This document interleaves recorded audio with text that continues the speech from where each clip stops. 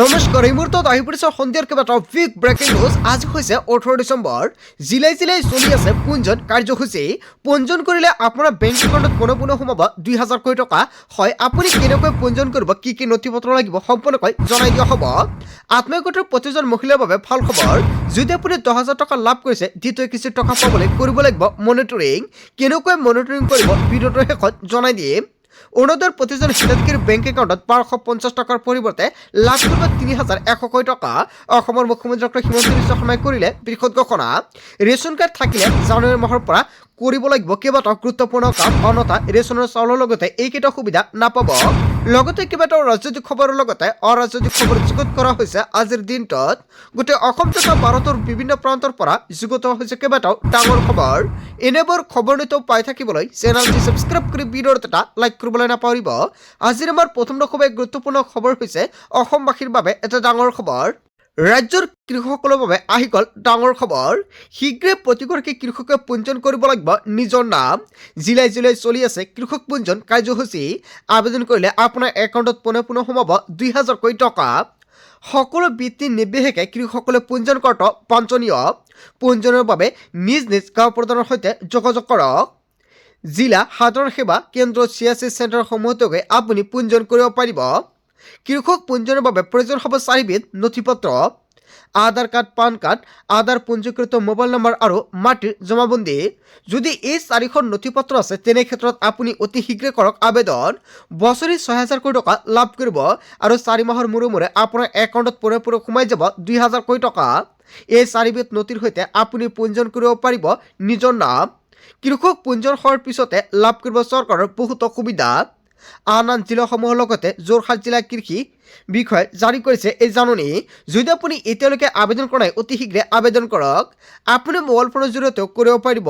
কেনেকৈ আবেদন কৰিব নিশ্চয় আপুনি কমেণ্ট কৰি জনাই দিয়ক। নেক্সট ভিডিঅ'ত সম্পূৰ্ণকৈ ষ্টেপ বাই ষ্টেপ জনাই দিম। আৰু আজিৰ ভিডিঅ'টো যিমান পাৰে সকলোৱে বেছিকৈ শ্বেয়াৰ কৰি দিব। তাৰপিছত অসমবাসী ৰাজুক জনাইছো আমাৰ পৰৱৰ্তী খুবেই গুৰুত্বপূৰ্ণ খবৰ, লগতে ডাঙৰ খবৰ। জানুৱাৰী মাহতে BTCৰ 15টা সমষ্টিৰ মহিলাই লাভ কৰিব 10,000 কোটি টকা। সকলো আইমাতৃয়ে লাভ কৰিব 10,000 কোটি টকা। 22,899 গৰাকী আইমাতৃসকলক দিয়া হ'ব 10,000 কোটি টকা। 23 কোটি টকা ব্যয়েৰে দিয়া হ'ব এই ধনৰাশি।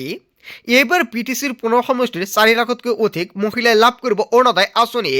অসমৰ মুখ্যমন্ত্ৰী ডক্টৰ হিমন্ত বিশ্ব শৰ্মাই অৰুণোদয় আঁচনিক লৈ ডাঙৰ মন্তব্য কৰিছে। প্ৰতিমাহে লাভ কৰিব 1250 টকাকৈ অৰুণোদয় আঁচনিৰ টকা। লগতে আপোনাৰ সমষ্টিত এতিয়ালৈকে আত্মীয় গোটত 10,000 টকা পোৱা নাই নেকি? BTCৰ পৰা মুখ্যমন্ত্ৰী ডক্টৰ হিমন্ত বিশ্ব শৰ্মাই বৃহৎ মন্তব্য কৰিছে। BTCৰ সমষ্টিৰ বাহিৰত যদি আপোনাৰ সমষ্টিত 10,000 টকা পোৱা নাই, নিশ্চয় কমেণ্ট কৰি জনাই দিয়ক আপোনাৰ সমষ্টিৰ নামটো। একজনে লাভ কৰিব বৃহৎ উপহাৰ। অসমৰ মুখ্যমন্ত্ৰী ডক্টৰ হিমন্ত বিশ্ব শৰ্মাই একজনৰ পৰা মহিলা আৰু পুৰুষ সকলোৰ বাবে বৃহৎ উপহাৰ প্ৰদান কৰিব। অৰুণোদয় লাভ কৰিব প্ৰতিগৰাকী মহিলাসকলে আৰু অৰুণোদয় লাভ কৰা প্ৰতিগৰাকী মহিলাই লাভ কৰিব এটা বৃহৎ পুৰস্কাৰ। আৰু মহিলা আৰু পুৰুষ সকলে এই পুৰস্কাৰ লাভ কৰিব। একজনৰ পৰা ৰেচন কাৰ্ড থকা প্ৰতিটো পৰিয়ালে লাভ কৰিব দালি, চেনি আৰু নিমখ। যদি আপোনাৰ ৰেচন কাৰ্ড আছে তেনে ক্ষেত্ৰত আপোনাৰ বাবে ভাল খবৰ। এই 3টা সামগ্ৰী লাভ কৰিব অতি কম দামতে। মাত্ৰ 100 টকাতে এই সামগ্ৰী লাভ কৰিব হিতাধিকাৰীসকলে। বৰ্তমান পাই থকা 117 টকাৰ বিপৰীতে মাত্ৰ 100 টকাতে পাব ৰেচন। জানুৱাৰী মাহত BTCৰ 15টা সমষ্টিৰ মহিলাই লাভ কৰিব 10,000 কোটি টকা। আপোনাৰ সমষ্টিত যদি এতিয়ালৈকে আত্মীয় গোটত 10,000 টকা পোৱা নাই, নিশ্চয় কমেণ্ট কৰি জনাই দিয়ক আপোনাৰ সমষ্টিৰ নাম। নিশ্চয় সম্পূৰ্ণকৈ নেক্সট ভিডিঅ'ত জনাই দিম আপোনাৰ সমষ্টিত কেতিয়া 10,000 কোটি টকা প্ৰদান কৰিব মুখ্যমন্ত্ৰী ডক্টৰ হিমন্ত বিশ্ব শৰ্মাই। তাৰপিছত অসমবাসী ৰাজুক জনাইছো আমাৰ পৰৱৰ্তী খুবেই গুৰুত্বপূৰ্ণ খবৰ, লগতে ডাঙৰ খবৰ। 2026ত BJPক পুলিয়ে পোখাই উবালি পেলোৱা হ'ব। অসমৰ মাটিত স্বাভিমানী আপোচবিহীন জাতীয়তাবাদ প্ৰতিষ্ঠা হ'ব। অসমৰ মাটিত সকলোৱে স্বাভিমানেৰে সমৰ্যাদা সহকাৰে জীয়াই থাকিব। অসমীয়া সমাজৰ নীতি আদৰ্শ ভয়াৱহ সংকট লৈ ঠেলি দিছে BJPয়ে। এনেকুৱাকৈ BJPৰ বিৰুদ্ধে কেইবাটাও গুৰুতৰ অভিযোগ উত্থাপিত কৰিছে। সমমৰ্যাদা, সম উন্নয়ন, সম অধিকাৰ থাকিব লাগিব।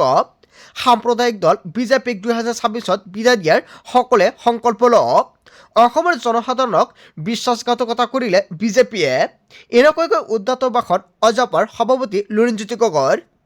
তাৰপিছত অসমবাসী ৰাজুক জনাইছো আমাৰ পৰৱৰ্তী খুবেই গুৰুত্বপূৰ্ণ খবৰ, লগতে ডাঙৰ খবৰ।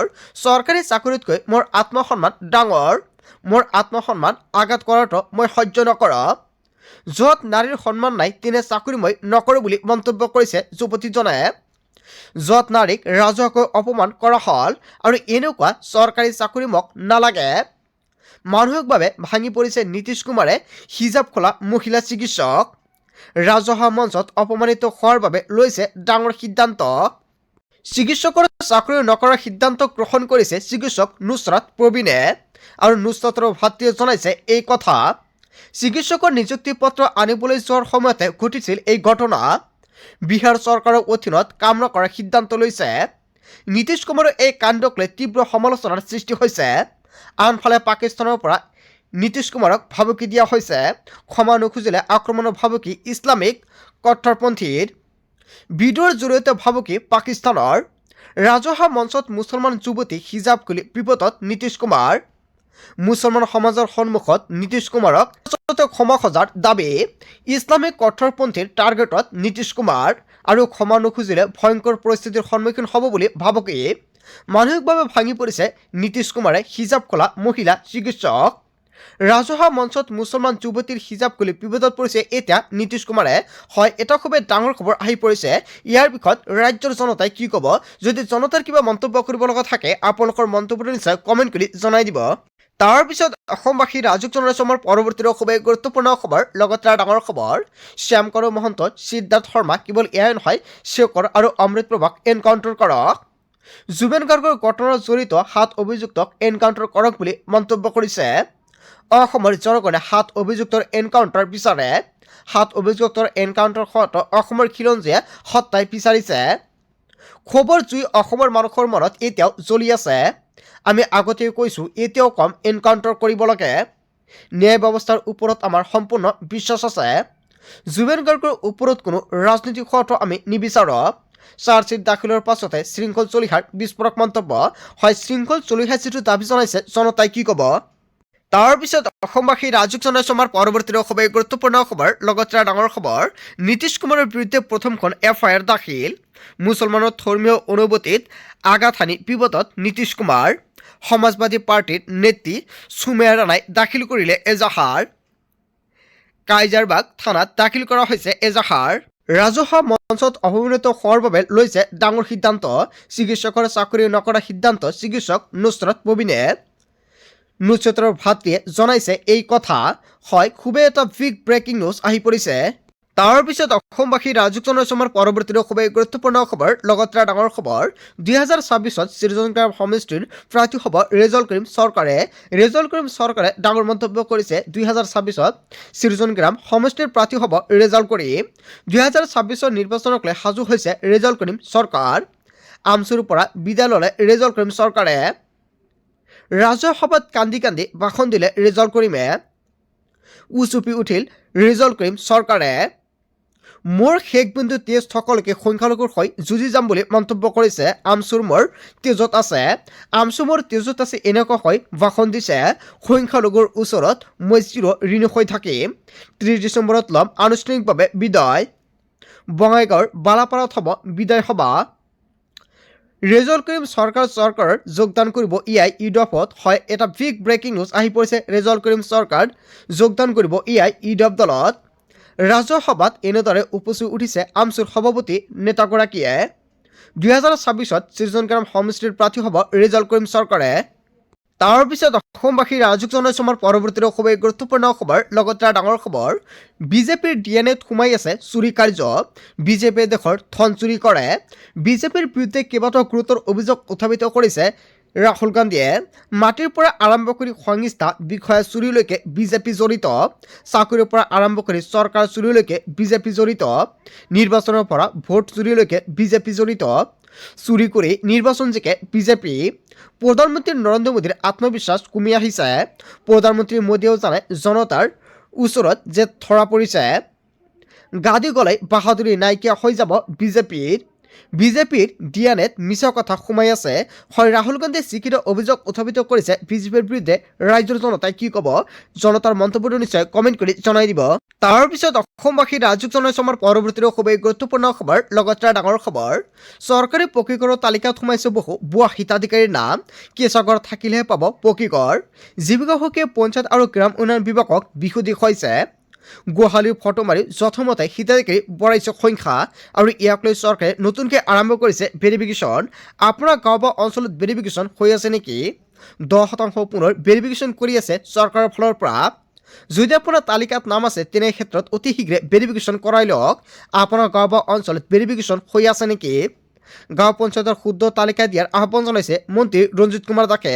ইয়াৰ পিছতে পঞ্চায়তৰ পৰা মানুহ আহি সম্পূৰ্ণকৈ কৰি আছে ভেৰিফিকেশ্যন আৰু 10% ভেৰিফিকেশ্যন সম্পূৰ্ণ হোৱাৰ পিছতে চৰকাৰে এখন চৰকাৰী কৰৰ নতুন তালিকা প্ৰস্তুত কৰিব।